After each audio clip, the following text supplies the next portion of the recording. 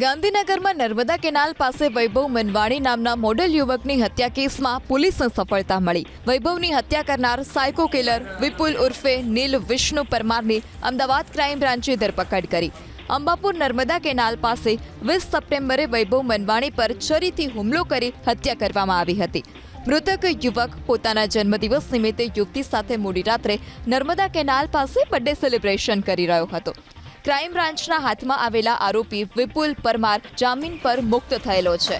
આરોપી કેનાલ પાસે ઊભા રહેતા પ્રેમી પંખીડાઓને લૂંટ વિથ મર્ડર માટે નિશાન બનાવતો। પોતાના લગ્ન ન થતા હોવાથી ચિંતાને કારણે માનસિક રીતે બીમાર થઈ ગયો હતો। તે અગાઉ પણ કેટલાક ગુનાઓમાં પકડાયેલો છે અને તેને જેલ પણ થઈ ચૂકી છે। ગાંધીનગરમાં નર્મદા કેનાલ પાસે વૈભવ મનવાણી નામના મોડેલ યુવકની હત્યા કેસમાં પોલીસને સફળતા મળી। વૈભવની હત્યા કરનાર સાયકો કિલર વિપુલ ઉર્ફે નીલ વિષ્ણુ પરમારની અમદાવાદ ક્રાઇમ બ્રાન્ચે ધરપકડ કરી।